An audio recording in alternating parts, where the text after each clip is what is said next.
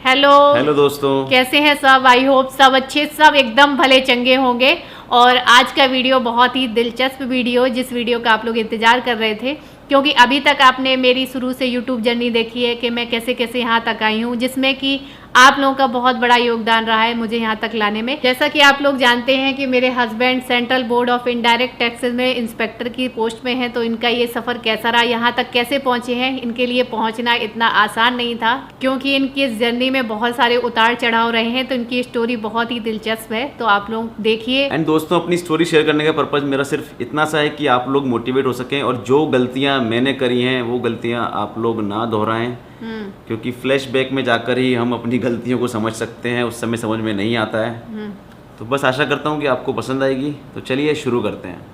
Hello दोस्तों, सबसे पहले तो आप सभी लोगों को मेरी नमस्ते। और आज मैं बात करने जा रहा हूँ government job entrance exam preparation के बारे में। जैसा कि आप लोगों ने डिसाइड किया था कि मैं अपना स्ट्रगल वाला पार्ट आपके साथ पहले शेयर करूँ, लाइक मैंने क्या क्या स्ट्रगल किया, कितनी बार मैं फेल हुआ, कितनी बार मैं पास हुआ। एंड यकीन मानिए, मैं अपनी स्टोरी को बहुत ही शॉर्ट एंड सिंपल रखूंगा। पूरी सुनिएगा, आप लोग मायूस नहीं होंगे। एंड मेरा ये प्रॉमिस है कि आप लोग कुछ ना कुछ मोटिवेशन लेकर ज़रूर जाएंगे, क्योंकि मेरी स्टोरी में भी बहुत सारे उतार चढ़ाव रहे हैं, अप्स एंड डाउन्स रहे हैं। तो मैं स्टार्ट करूंगा अपनी स्कूलिंग से। फैमिली की इकोनॉमिक कंडीशन इतनी अच्छी नहीं थी, हम लोग 3 भाई बहन हैं। एंड नतीजतन हमारा जो एडमिशन है एक बहुत ही छोटे से स्कूल में कराया गया था। एक ऐसा स्कूल जहाँ पर एक ही रूम में 3-3 क्लासें चलती हैं। एक ऐसा स्कूल जिसके पास खुद का कोई भी किसी भी बोर्ड से एफिलिएशन नहीं है। जब 10th एंड 12th के बोर्ड एग्जामिनेशन फॉर्म भरने की बात आती थी तो किसी और स्कूल के माध्यम से भरवाए जाते थे। एंड एक ऐसा स्कूल जिसमें स्टूडेंट्स को पढ़ाई से कोई लेना देना नहीं था। मैं भी उनमें से एक था। हालांकि मैं फर्स्ट आता था क्लास में, क्योंकि क्लास में 20-25 लोग होते थे। एंड मेरा जो हिसाब था वो अंधों में काड़ा राजा वाला हिसाब था। एंड यही कारण था कि मेरे 10th में सिर्फ 57% थे एंड 12th में 67% थे। अब जो आपको अंतर दिखाई दे रहा है 10th एंड 12th के परसेंटेज में, उसका भी मैं कारण बता देता हूँ। 10th में मेरा सेल्फ सेंटर नहीं था, मतलब आपका जो एग्जामिनेशन सेंटर है वो आपके स्कूल में ना होकर किसी अन्य स्कूल में होता था। एंड 12th में मेरा सेल्फ सेंटर था, जहाँ मैं पढ़ता था वहीं मेरा सेंटर था। तो समझने वाले समझ गए होंगे जो अंतर है मेरे परसेंटेज में। देन 12th के बाद मैंने बीटेक किया, उसकी भी कहानी मैं आपको बताता हूँ। मैं 12th कर चुका था, लेकिन इंजीनियरिंग क्या होता है वो मुझे पता नहीं था। इंजीनियरिंग शब्द इंजन से बना है वो भी मुझे पता नहीं था, मतलब कि इंजीनियरिंग का ई भी मैं नहीं जानता था।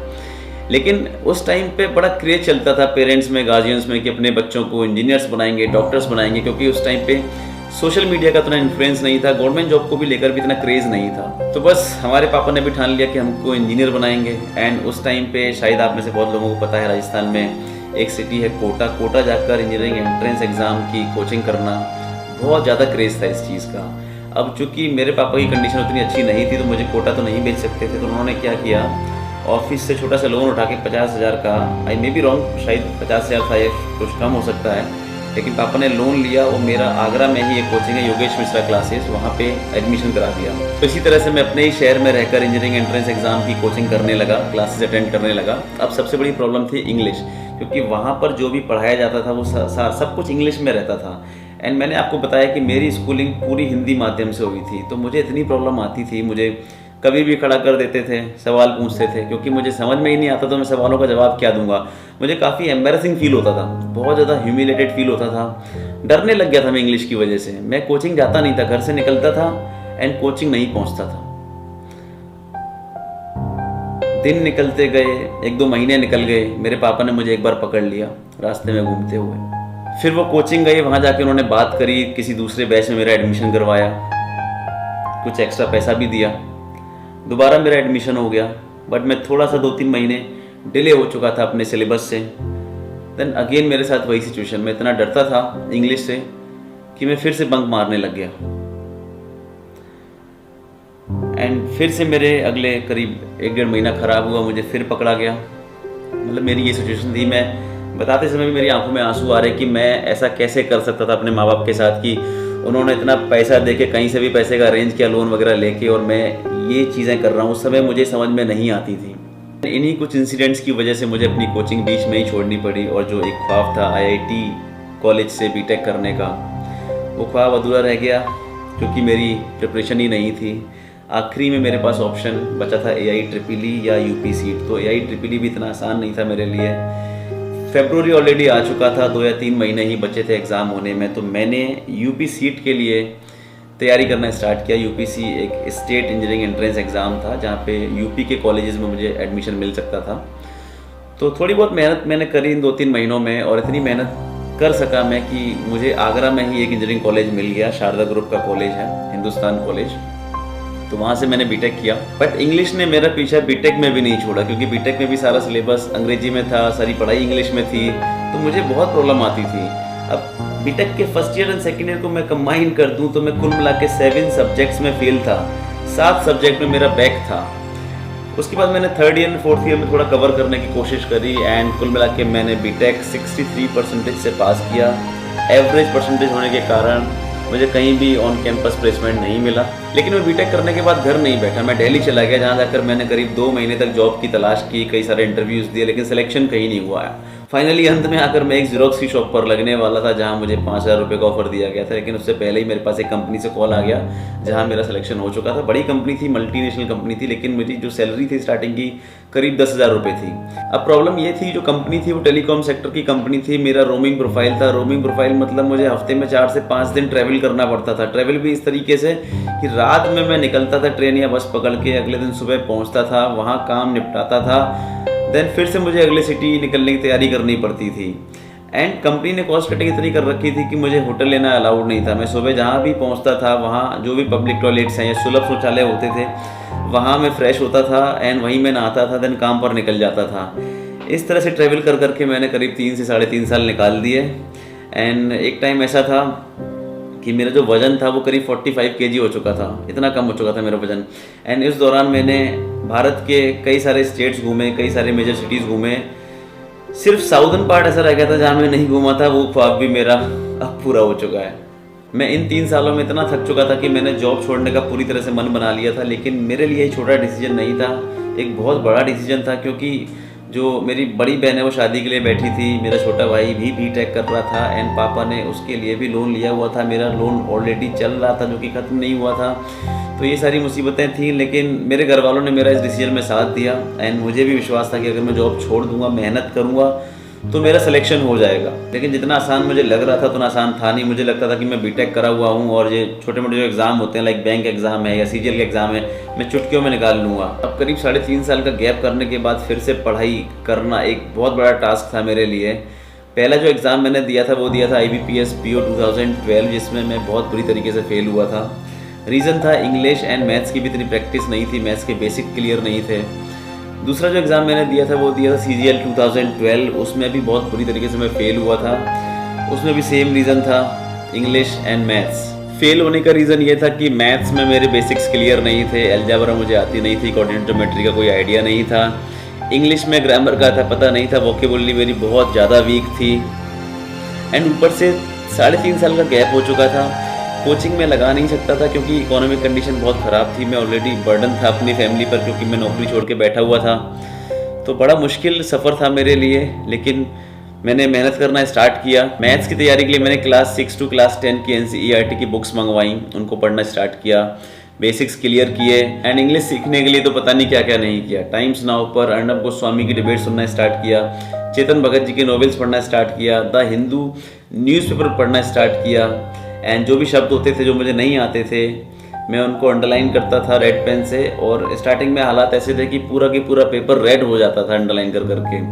एंड इसके अलावा जब भी मैं बाहर जाता था, अगर बाहर भी सड़कों पे कोई होर्डिंग लगाया, कोई बोर्ड लगाया, उस पर भी कुछ इंग्लिश में लिखा हुआ है जिसका मुझे मतलब पता नहीं है, तो उसको भी मैं अपने मोबाइल के मैसेज में ड्राफ्ट में सेव किया करता था और घर आकर उसका मीनिंग चेक करता था। मैं क्या करता था कि उन वर्ड्स के मीनिंग्स गूगल पे देखता था। एंड गूगल पे अगर मैं देखता था तो अगर उस वर्ड के सपोज 4 या 5 मीनिंग है तो सारे निकल के आ जाते थे इंग्लिश टू इंग्लिश।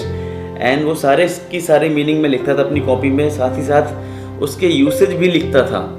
तो कुल मिलाकर मेरी जो अंग्रेजी की कॉपीज़ थी करीब 35 से 36 कॉपीज़ में बना चुका था, जिसमें कि word meanings and idioms and phrases लिखे हुए थे। एंड उन वर्ड्स को मैं रिवाइज कैसे किया करता था, मैं दिन में 8 घंटे अंग्रेजी पढ़ता था। 4 घंटे मुझे वर्ड सेलेक्ट करने में लगते थे, न्यूज़पेपर पढ़ने में, सेलेक्ट करने में, या नॉवेल्स पढ़ने में, सेलेक्ट करने में। उसके अलावा बाकी के 4 घंटे जो मैं सेलेक्ट करता था वर्ड्स, उनके मीनिंग्स निकाल के उनको रिवाइज करता था। देन 1 साल बाद मैंने FCI 2013 का एग्ज़ाम लिखा, CGL 2013 का एग्ज़ाम लिखा। CGL 2013 कैंसिल हो गया किसी कारणवश। मेरा अच्छा गया था एग्ज़ाम, अच्छा स्कोर कर रहा था मैं, लेकिन एग्ज़ाम ही कैंसिल हो गया।